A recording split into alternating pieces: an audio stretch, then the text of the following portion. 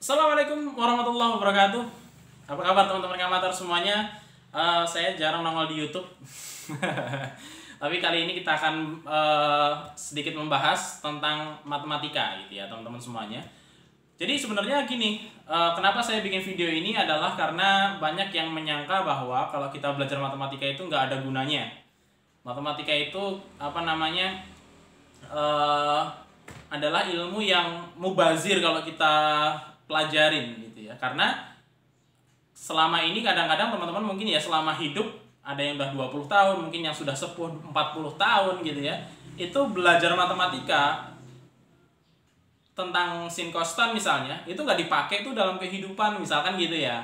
Tentang trigonometri itu nggak kepake tuh di dalam kehidupan. Nah, banyak yang kemudian menyangka bilang seperti itu, sehingga kemudian terkesannya adalah matematika itu nggak ada gunanya buat kehidupan kita. Nah, sebelum kita bahas sampai ke sana teman-teman semuanya, kita justru harusnya bahas dulu apa sih itu matematika.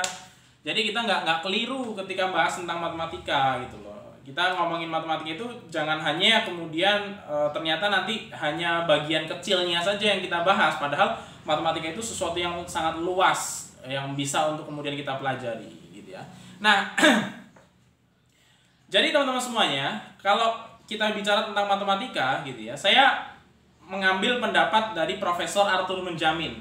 Ya, beliau adalah profesor dari Amerika kalau nggak salah. Di bukunya juga termasuk menarik banget tentang matematika. Yang saya pernah tahu adalah buku Mathemagic. Ya, Mathemagic. Di sana bahas tentang matematika yang kemudian menakjubkan sekali secara perhitungan dan lain sebagainya ya. Dari kemudian ya pokoknya dilihatlah bukunya Mathemagic. Punya warnanya hitam, nanti cari di online banyak lah. Kemudian saya juga mulai baca bukunya beliau yang judulnya The Joy of Mathematics. Ya, The Joy of Mathematics. Apa ya The Joy of Mathematics itu? Matematika yang menyenangkan gitu ya. Nah, ini kan dua kata yang kemudian bagi orang kontradiktif gitu ya. Matematika kok menyenangkan gitu. Ternyata bagi Profesor Arthur Menjamin kemudian ditulis di dalam bukunya itu luar biasa ternyata, bahwa matematika itu memang unik secara kemudian perhitungan, secara kemudian konsep dan lain sebagainya, itu unik sekali. Jadi menyenangkan sekali kalau kita belajar tentang matematika. Nah, itu buku-buku Profesor Arthur Menjamin mungkin bisa jadi rekomendasi buat teman-teman semuanya untuk belajar matematika gitu ya. Tapi masalahnya adalah buku itu belum ada dalam bahasa Indonesia, jadi masih dalam bahasa Inggris. Nah, kalau mau cari ya silahkan cari di online, banyak lah buku-buku beliau, namanya Profesor Arthur Menjamin. Nah, beliau gitu ya dalam sebuah presentasi di TEDx gitu ya pernah menyampaikan bahwa matematika itu terdiri dari 3 hal bagi beliau, menurut beliau gitu ya, berdasarkan analisa beliau tentunya gitu ya. Ada 3 yang kemudian menjadi bagian daripada matematika. Yang pertama itu adalah calculation atau perhitungan. Nah, jadi bagian daripada matematika yang pertama adalah perhitungan. Dan memang ini adalah punya porsi paling besar dari matematika itu sendiri. Jadi matematika itu banyak sekali perhitungannya gitu loh. Sampai kemudian orang menyangka bahwa matematika itu adalah ilmu hitung. Padahal agak berbeda juga tentang matematika dan ilmu hitung gitu loh. Makanya kalau kemudian kita bicara tentang matematika, itu tidak hanya sekedar tentang ilmu hitung saja sebetulnya, tapi banyak orang menyangka bahwa matematika itu adalah ilmu hitung. Iya betul, kalau ilmu hitung itu adalah bagian daripada matematika, tetapi matematika itu tidak hanya sekedar ilmu hitung saja. Nah, ini yang perlu kemudian dipahami oleh teman-teman semuanya, karena jangan sampai kemudian kita bahas matematika itu cuma bahas tentang hitung-hitungan saja gitu ya. Jadi kalau nggak ada angka-angkanya itu bukan matematika dan lain sebagainya. Padahal nggak seperti itu gitu maksudnya, bahwa matematika tidak hanya sekedar perhitungan saja. Bahkan dulu ya kalau kita baca novel di dalam novelnya Andrea Hirata yang judulnya Guru Aini gitu ya, itu sebelum mata pelajarannya namanya muncul mata pelajaran namanya matematika gitu ya, dulu itu namanya adalah ilmu hitung dulu. Jadi begitu kemudian masuk pada tahun berapa sih dulu ya, nggak hafal saya tahun berapa dulu. Nah, jadi kemudian ilmu hitung ini diganti dengan mata pelajaran yang namanya matematika gitu loh. Nah, baru mulai disinilah kemudian banyak orang siswa yang kemudian merasa bahwa ilmu hitung itu lebih mudah daripada matematika gitu loh. Jadi setelah diganti nama jadi matematika kok jadi lebih susah ilmu hitung itu ya. Karena memang matematika itu lebih kompleks dan lebih luas cakupannya dari sekedar berhitung saja. Nah, jadi menurut Profesor Anton Benjamin, yang pertama adalah matematika itu adalah tentang calculation atau tentang berhitung. Nah, yang kedua, nah ini yang kemudian banyak hilang dari pembelajaran kita adalah matematika itu adalah tentang application, adalah tentang penerapannya di dalam kehidupan kita gitu. Nah, sebenarnya teman-teman sekalian, matematika itu konsep-konsep dalam matematika itu ya, itu lahir itu berdasarkan kebutuhan kita terhadap konsep tersebut di dalam matematika. Karena matematika itu berkembang sesuai dengan perkembangan manusia gitu loh. Jadi dulu orang mungkin hanya butuh tentang jual beli, hitung berhitung yang kemudian sederhana gitu kan. Sampai kemudian berkembang, manusia itu ternyata duit itu udah mulai banyak begitu kan. Perhitungan-perhitungan sederhana itu sudah tidak bisa mempermudah lagi gitu loh.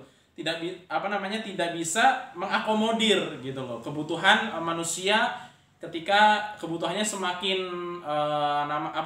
semakin kompleks gitu kan. Nah, makanya kemudian muncul konsep baru lagi, sehingga sebenarnya matematika itu muncul karena menjawab permasalahan manusia, termasuk teman-teman semuanya ketika kaum muslimin orang muslim gitu ya, itu melaksanakan kewajibannya, melaksanakan visi dan misinya di dalam kehidupan ini, yaitu beribadah kepada Allah.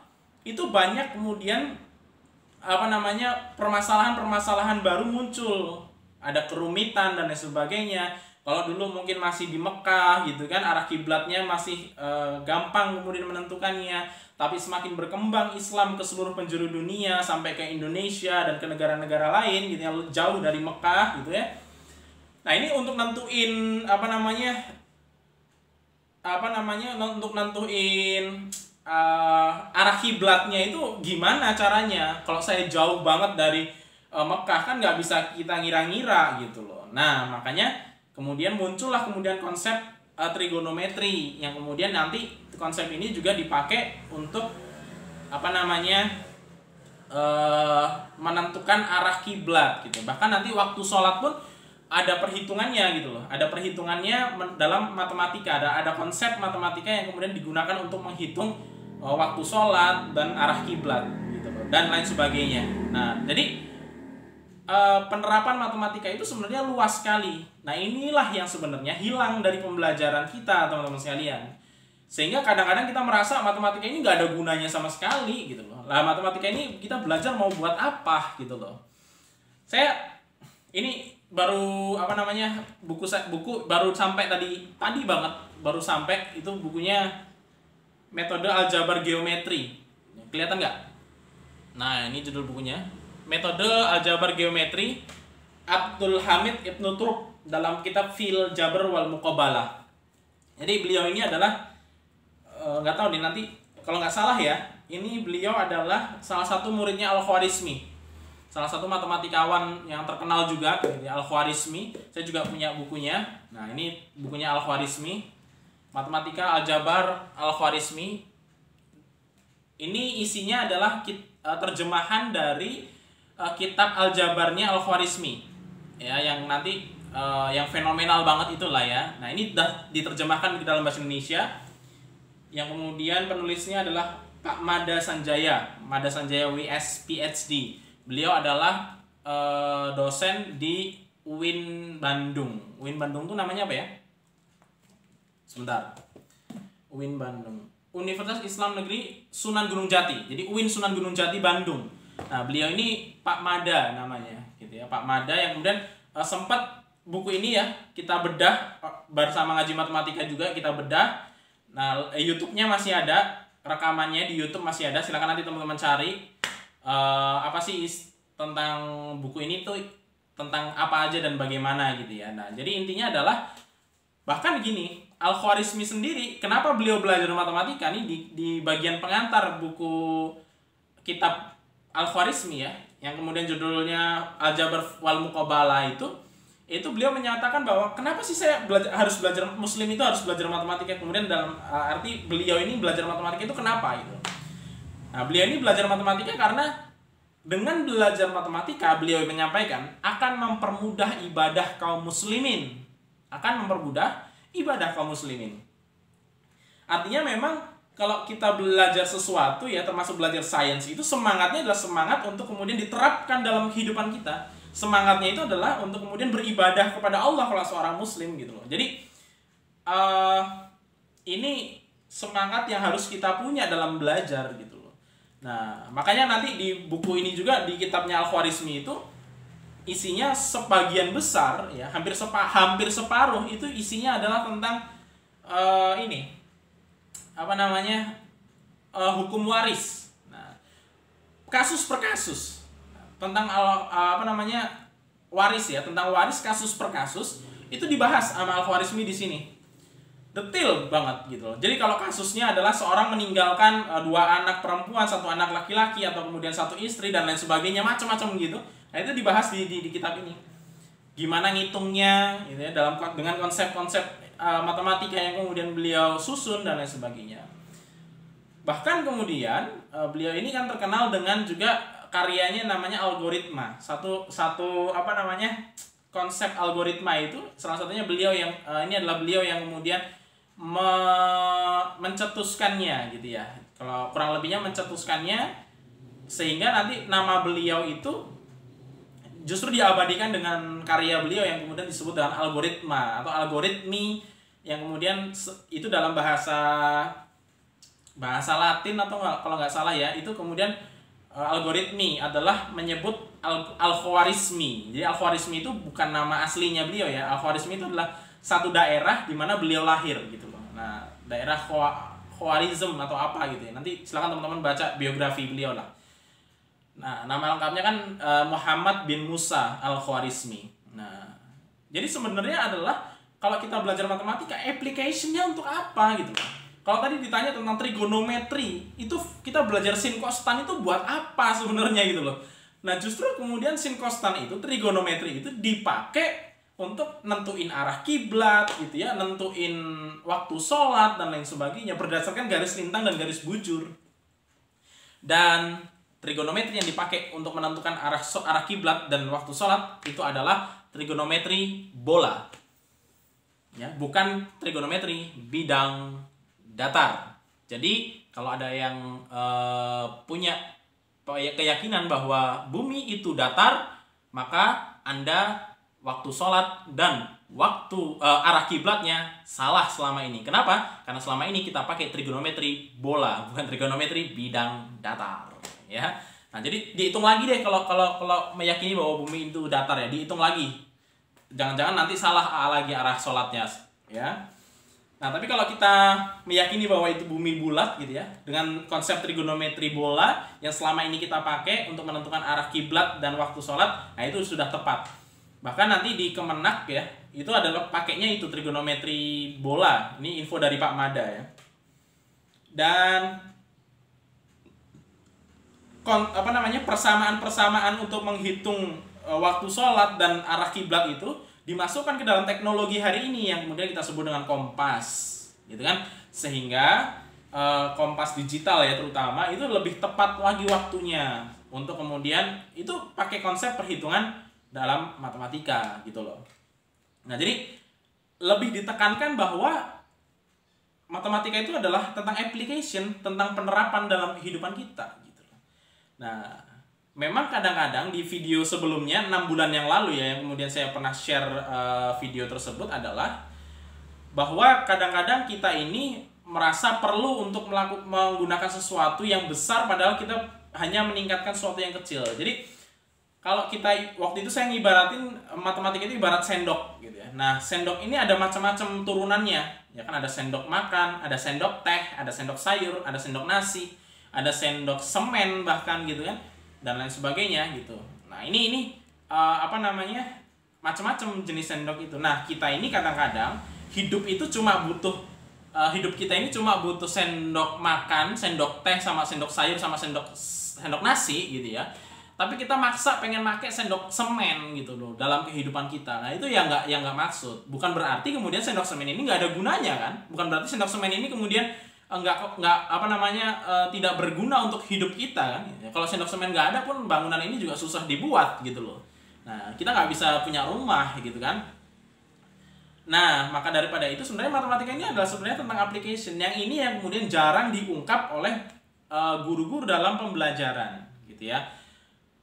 Bahkan nanti dalam trigonometri nanti ini ya, yang hilang juga adalah ini. Makanya di sini ada judulnya metode aljabar geometri. Nah, ini adalah bagaimana kemudian aljabar itu dibahas secara geometris. Nah, pembuktian aljabar ya itu juga dicek secara geometri. Bisa dilihat nggak?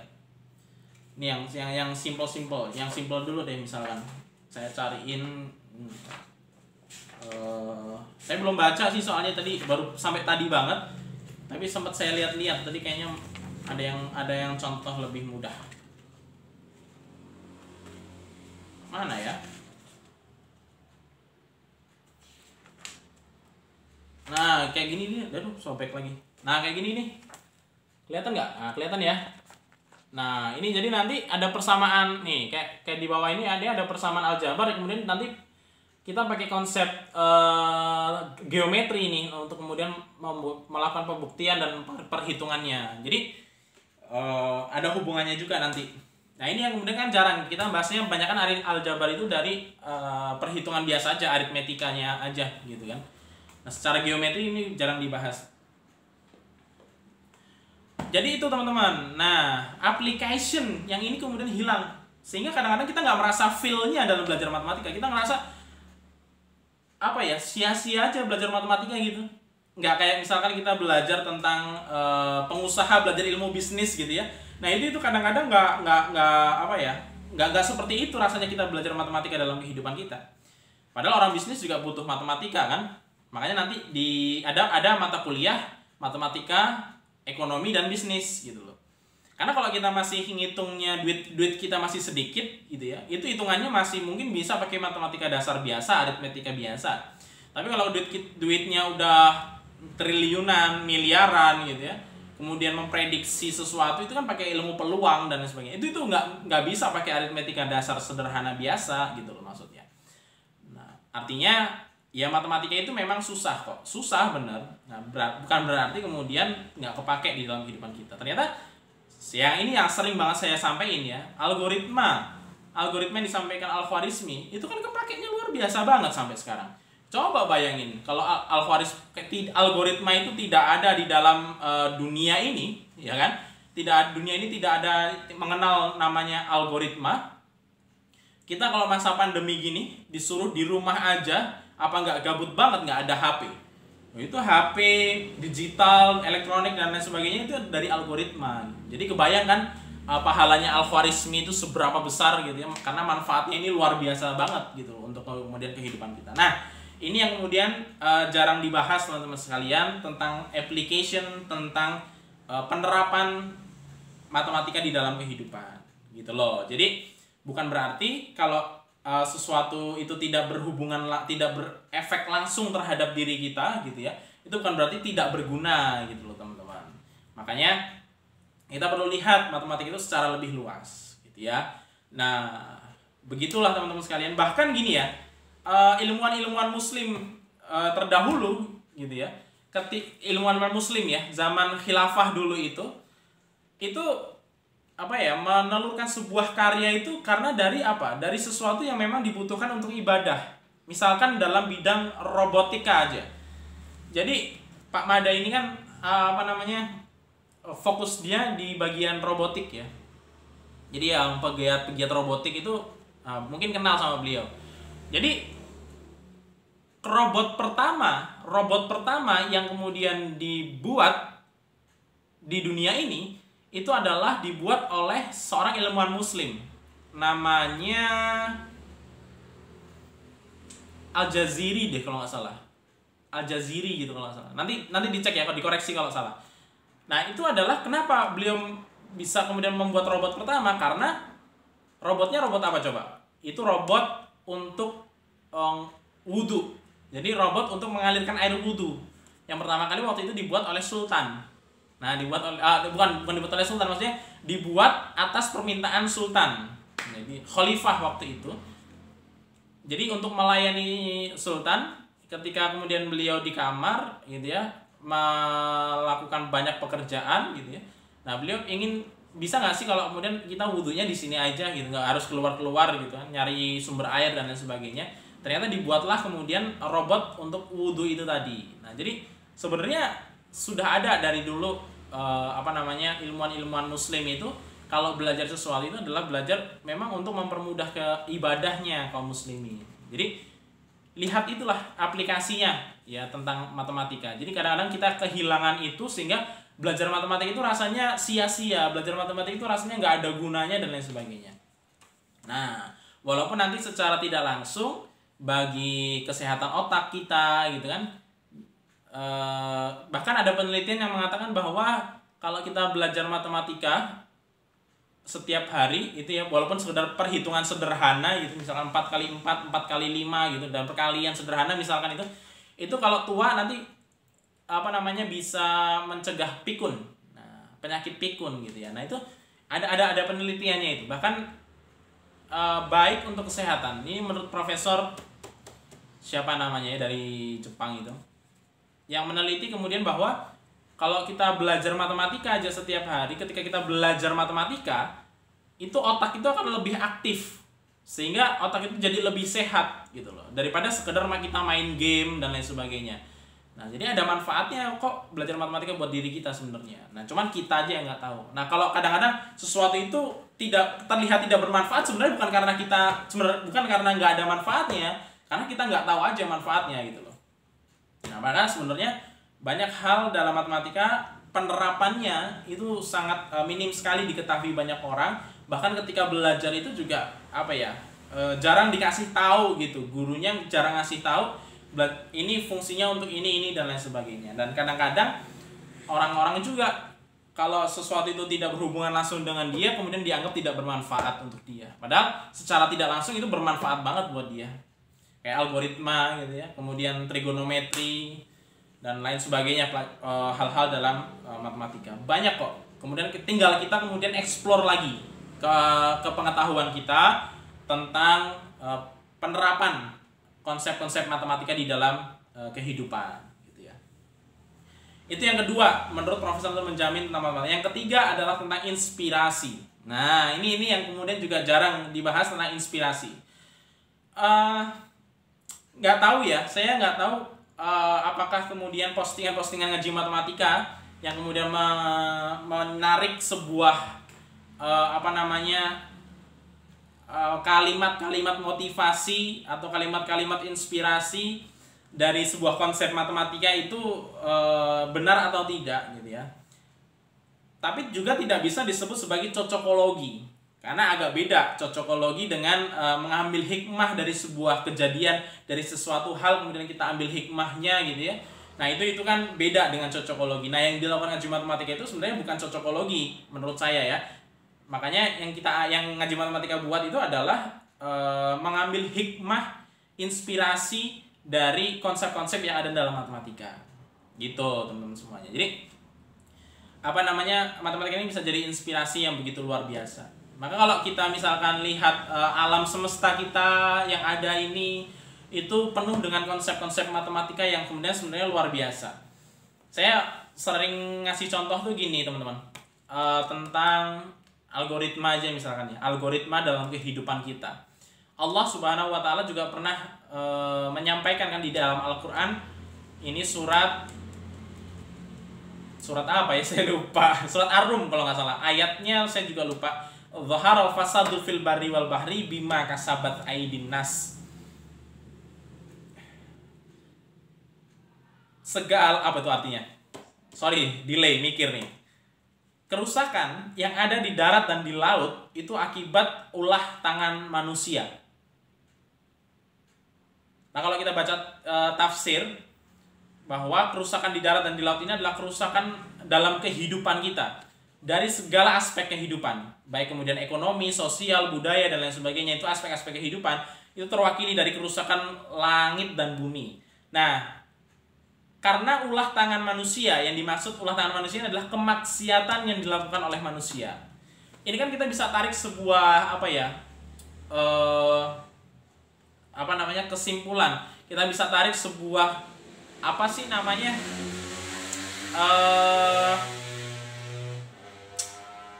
kita sebut misalkan sebuah, ya kalau saya nyebut mungkin algoritmanya kehidupan kita gitu ya.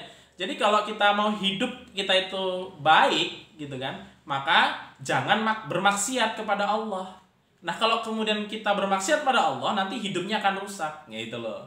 Nah jadi bukan kerusakan dulu, tapi kemaksiatan dulu nih yang kita lakukan gitu ya. Kemudian ketika kita bermaksiat gitu ya, kita akan menghasilkan kerusakan. Nah kalau dilanjutin ayatnya adalah saya agak lupa bunyinya, tapi agar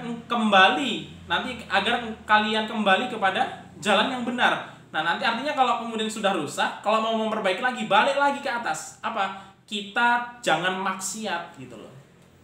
Nah kita harus berbuat taat kepada Allah dan lain sebagainya. Jadi kerusakan di darat dan di laut dalam kehidupan kita itu nggak terjadi gitu. Nah ini salah satu kemudian kalau kita lihat hikmah ya, konsep matematika yang kemudian mungkin dipakai oleh Al-Quran gitu loh. Atau mungkin Al-Khwarizmi itu nyari algoritma itu dari konsep-konsep Al-Quran. Makanya Al-Quran itu sebenarnya kan bukan kitab sains ya, tapi matematika adalah petunjuk. Nah dari situlah kemudian petunjuk-petunjuk untuk segala hal yang lain itu bisa kemudian kita tahu gitu loh. Termasuk tentang logika. Jadi matematika itu juga bicara tentang logika sebenarnya teman-teman sekalian. Saya justru dapat inspirasi bagaimana kemudian kita menjawab salah satu argumen orang-orang ateis yang mengatakan bahwa Tuhan itu tidak ada. Dari kemudian premis yang mereka buat, kemudian mereka tabrak dengan silogisme. Misal, ini ada satu argumen orang ateis kemudian mengatakan bahwa premis pertama dia mengatakan segala sesuatu yang tidak terlihat itu tidak ada. Kemudian premis kedua, Tuhan itu tidak terlihat. Maka kemudian ambil kesimpulan secara silogisme, Tuhan itu tidak ada gitu loh. Nah secara logikanya kelihatannya benar gitu loh. Logika kita mungkin menganggap oh iya juga ya, kalau sesuatu itu nggak kelihatan kan berarti nggak ada. Kalau sesuatu yang tidak ada itu Tuhan itu kan nggak kelihatan, berarti Tuhan itu nggak ada jangan-jangan ya. Nah ini secara logika kelihatannya benar. Padahal kalau kita lebih dalam lagi bongkar premisnya di dalam matematika, jadi kalau ada satu premis A, premis B, kalau di silogisme di dalam matematika adalah jika P maka P. Kemudian premis kedua jika P maka Q gitu ya. Kemudian premis kedua jika Q maka R, sehingga nanti kesimpulannya adalah jika P maka R. Gitu. Itu silogisme. Nah, yang jarang dibahas adalah tidak hanya sekedar silogismenya aja seharusnya, tetapi premis-premis yang membangun kesimpulan itu juga nilainya harus benar gitu loh. Jadi sebelum bahas tentang penarikan kesimpulan termasuk silogisme itu, kan kita juga bahas tentang tabel kebenaran ya. Nah, jangan lupa tentang tabel kebenaran. Artinya suatu pernyataan itu bisa kita nilai ini benar atau tidak gitu loh. Nah, di dalam penarikan kesimpulan yang sering kadang terlupakan adalah tentang menguji premis-premis yang membangun kesimpulan itu benar apa enggak. Nah itu yang keliru. Nah, sehingga dengan argumen bahwa Tuhan itu tidak terlihat, kemudian segala sesuatu yang tidak terlihat itu maka dia tidak ada, sehingga kemudian bersimpul Tuhan itu tidak ada. Padahal ada premis yang salah yang dibuat untuk ngebangun kesimpulan itu, yaitu adalah segala sesuatu yang tidak terlihat itu tidak ada. Nah itu yang salah. Kenapa? Belum tentu yang nggak kelihatan itu nggak ada. Ini nggak tahu ya suara motor itu masuk apa nggak ke video ini, tapi saya bisa dengar suara motor walaupun saya nggak bisa ngelihat motornya lewat gitu, nggak ngelihat, saya nggak kelihatan karena kehalang tembok di depan, ada tembok nggak kelihatan kan. Nah tapi apakah motor itu nggak kelihatan, apakah berarti motor itu nggak ada? Belum tentu motor itu ada gitu loh. Dari mana kemudian kita bisa tahu bahwa motor itu ada walaupun nggak terlihat? Dari suaranya kan. Saya tahu ini suara motor lewat ini. Walaupun saya nggak ngelihat motornya kayak apa, bentuknya seperti apa, tapi saya tahu bahwa ada motor lewat tadi di depan gitu loh. Nah, ini kan apa namanya yang kadang-kadang sering terlupakan. Kalau kita belajar matematika, logika kita insya Allah lurus lah gitu loh. Nah, itu teman-teman semuanya yang saya sharingkan pada video kali ini. Jadi ada yang hilang memang dalam pembelajaran matematika kita, ketika belajar matematika adalah tentang yang paling utama adalah tentang application-nya, tentang penerapannya matematika dalam kehidupan kita. Jarang yang tahu ternyata trigonometri itu bisa kita pakai untuk menentukan arah kiblat gitu ya, untuk menghitung waktu sholat dan lain sebagainya gitu ya. Nah, maka daripada itu coba kemudian kita explore lagi. Saya juga belum paham banget ya secara keseluruhan. Mungkin kalau teman-teman tanya nanti, misalkan integral itu buat apa mas sebenarnya kita pelajarin itu? Katanya itu kepake juga buat kehidupan kita gitu ya. Ada fungsinya itu. Mungkin saya juga belum tahu secara detail. Cuman saya meyakini pasti ada gunanya untuk kehidupan kita. Nah, cuman mungkin kitanya aja yang nggak tahu. Gitu ya teman-teman sekalian. Jadi semoga kita